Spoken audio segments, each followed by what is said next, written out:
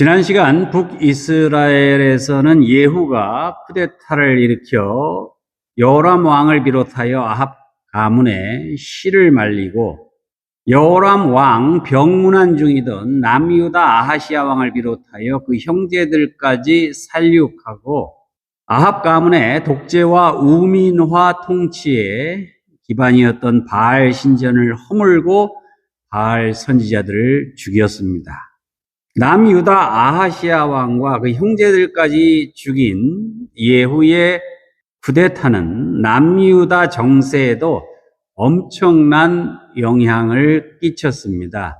본문 1절 말씀이죠. 아하시야의 어머니 아달랴가 그의 아들이 죽은 것을 보고 일어나 왕의 자손을 모두 멸절하였으나 여호람 왕 병문안을 갔다가 예후에 의해서 죽임을 당한 아하시야 왕의 어머니는 북이스라엘 아합 왕과 부인 이세벨 사이에서 태어난 딸 아달랴였습니다. 아달랴의 큰오빠 아하시야는 사마리아 성 다락방 난간에서 떨어져 큰 부상을 입고 앓다가 죽었죠. 아하시야의 뒤를 이어 왕이 된 작은 오빠 여호람은 쿠데타를 일으킨 예후에 의해 죽임을 당했습니다.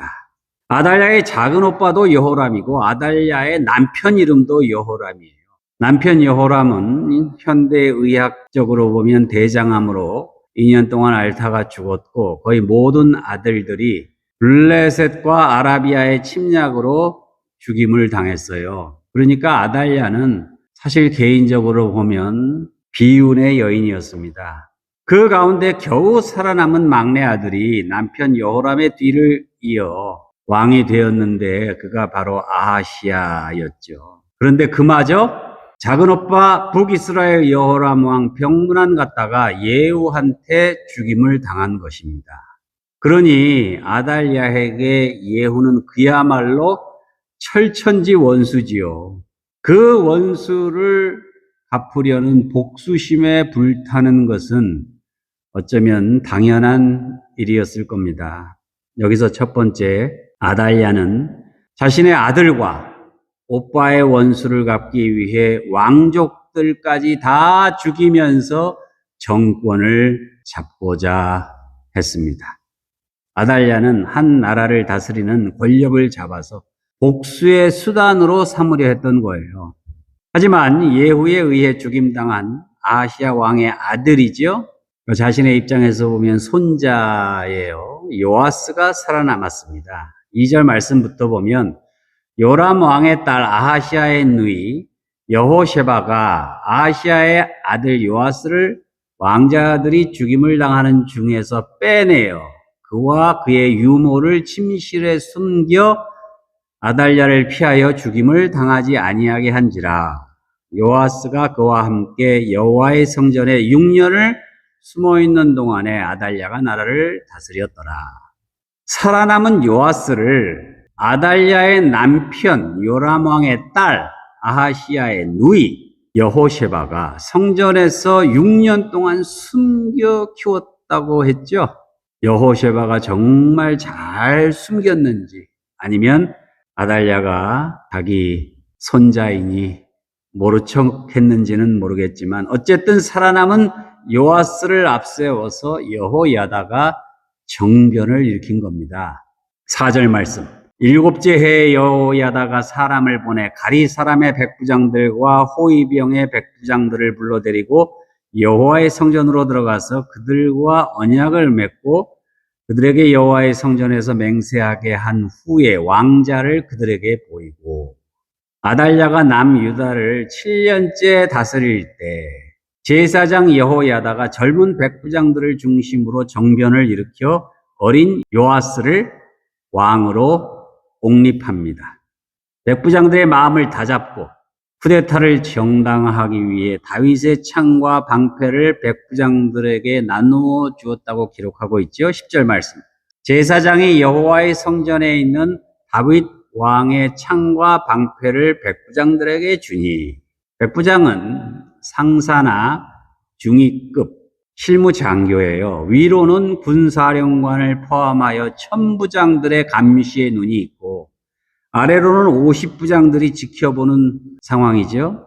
자신의 뜻을 따르는 소수의 병사들을 움직여 쿠데타를 일으킨다는 것이 결코 쉬운 일은 아니었을 거예요. 그럼에도 불구하고 제사장 여호야다가 그들을 설득해서 목숨을 걸고 쿠데타에 동참시킬 수 있었던 것은 여호야다에게 그들이 동의할 수 있는 정당한 명분이 있었기 때문입니다.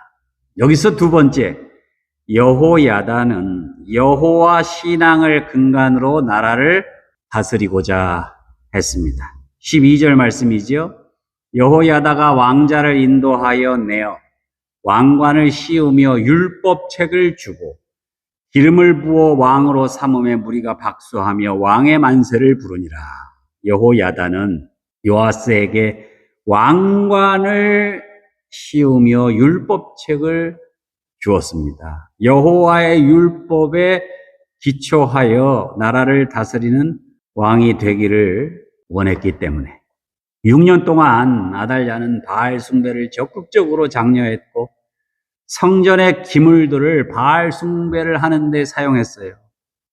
당연히 예루살렘 성전 제도는 엉망이 되었고 백성들 사이에 여호와 신앙은 크게 약화되었겠죠. 바알 신을 숭배한다는 것은 곧 독재와 우민화 정책을 시행했다는 것을 의미한다고 보시면 됩니다.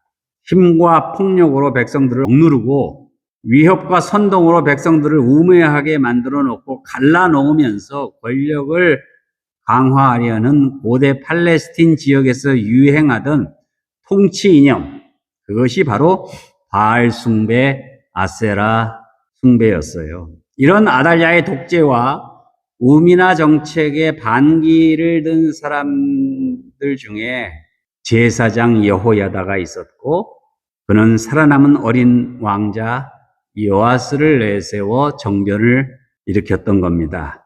철저한 계획하에 이루어진 정변이었기 때문에 뒤늦게 정변이 일어난 것을 아달랴가 알아챘지만 이미 군대에서 실제적으로 명령을 수행하는 백부장들을 장악하고 있었던 여호야다의 정변을 막을 수는 없었어요. 결국 아달랴는 처형당하고 그동안 바알 숭배로 인해 무너진 예루살렘 성전의 제사 제도가 회복되고 여호와 신앙을 재건할 수 있었습니다. 그래서 이 여호야다의 정변은 긍정적인 평가를 받기도 했죠. 여기서 세 번째 중요한 대목이 나옵니다. 여호야다는 민주주의를 근간으로 하는 나라를 세우고자 했던 것 같습니다. 17절 말씀이죠. 여호야다가 왕과 백성에게 여호와와 언약을 맺어 여호와의 백성이 되게 하고 왕과 백성 사이에도 언약을 세우게 하매 왕과 백성들에게 여호와와 언약을 맺게 했다는 말이죠. 그리고 왕과 백성들 사이에도 언약을 세우게 했다는 말입니다. 언약을 맺는다는 것, 규제가 있다는 말이에요. 아무리 왕이라도 나라를 다스리는데 자기 맘대로 할 수 없다는 거예요. 왕의 통치에도 법과 규정을 두어야 한다는 의미입니다. 마치 조선을 건국할 때 정도전이 나라의 근본은 왕이 아니라 백성이니까 백성을 중심으로 한 왕도 정치, 성리학을 국가 통치 이념으로 삼았던 것처럼 여호야다는 백성들을 불쌍히 여기시는 여호와 하나님의 율법을 국가 통치 이념으로 삼고자 했던 거예요. 존 로크, 몽테스큐에 이런 사람들이 제시한 이른바 입헌군주제지요. 군주의 권한을 헌법 아래 두는 정치 제도입니다.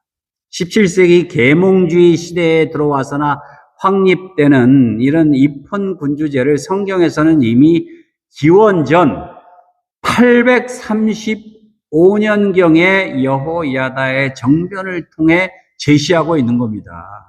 입헌군주제도, 자본주의 제도, 민족주의, 공산주의, 민주주의, 심지어 천동설, 지동설, 진화론, 빅뱅 이론, 양자역학, 여러분 이게 다 성경에서 나오는 거예요. 여호야다는 7살밖에 되지 않은 요아스를 왕으로 추대하면서 남유다 왕국을 여호와의 신앙을 기반으로 한 입헌 군주제로 다스리고자 했던 겁니다. 하지만 이런 여호야다의 초심이 끝까지 순수하게 잘 지켜졌는지 열왕기하 12장 바로 다음 장에서 확인할 수 있어요. 어쨌든 여호야다의 반정으로 아달랴의 독재와 우상 숭배에 시달리던 백성들이 어느 정도 한풀이를 할 수 있었던 것은 사실이었습니다. 18절 말씀부터 보면 온 백성이 바알의 신당으로 가서 그 신당을 허물고 그 제단들과 우상들을 철저히 깨뜨리고 그 제단 앞에서 바알의 제사장 맏단을 죽이니라. 제사장이 관리들을 세워 여호와의 성전을 수직하게 하고 또 백부장들과 가리 사람과 호위병과 온 백성을 거느리고 왕을 인도하여 여호와의 성전으로 내려와 호위병의 문 길을 통하여 왕궁에 이르매 그가 왕의 왕자에 앉으니 온 백성이 즐거워하고 온 성이 평온하더라. 아달랴를 무리가 왕궁에서 칼로 죽였더라. 힘과 폭력으로 백성들을 억누르던 독재 정권의 상징이었던 바알 신당으로 백성들이 몰려가서 그 신당을 허물고 그 제단들과 우상들을 철저히 깨뜨렸습니다. 그리고 제단 앞에서 바알 제사장 맏단을 잡아 죽였습니다. 하지만 이전에 바알 숭배를 통해 이익을 얻고 편리를 누리던 사람들이 있었겠지요. 바알 신당에서 제사 지내고 제사 용품 납품하고 심지어 시설을 관리하고 청소하는 사람들에 이르기까지 그런 사람들은 직장을 잃고 재정적인 어려움을 겪게 되었겠죠. 그 중에 힘께나 쓰던 자들은 여호야다와 백부장들을 원수처럼 여기고 복수할 기회를 틈틈이 노렸을지도 모릅니다. 바알 제사장 맏단에게도 가족이 있고 친척이 있고 친구가 있고 따르는 세력이 있었을 것 아닙니까? 그 세력이 작지 않았겠죠. 여호야다가 죽은 후에 다시 유다 귀족들은 바알을 비롯한 각종 우상 숭배의 과거의 관행으로 되돌아갑니다. 요아스의 아들 아마시아는 에돔 족속의 신들까지 도입했죠. 므낫세 시대에는 바알 제단을 다시 세우고 아세라 목상을 다시 설치하고 자식들을 제물로 바치는 인신 제사까지 자행했습니다. 물론 여호야다 시대에도 시골 산당에서는 우매한 백성들이 여전히 온갖 우상들을 숭배하고 있었어요. 구약 성경을 읽을 때 끊임없이 갈등하고 대립하는 여호와 신앙과 바알 신앙에 대한 기록을 단순히 종교적인 신념으로만 해석하면 안 됩니다. 정치, 경제, 사회, 문화, 관습, 일상생활까지 아주 깊숙이 자리 잡은 가치관이요, 생활 방식이었어요. 바알 신앙이 정치적으로 힘과 폭력에 의한 독재 정치와 위협과 선동에 의한 우민화 정책이라면 여호와 신앙은 사랑과 공의에 의한 민주 정치, 백성들의 건강과 안전과 행복을 지향하는 복지 정책이라고 할 수 있겠죠.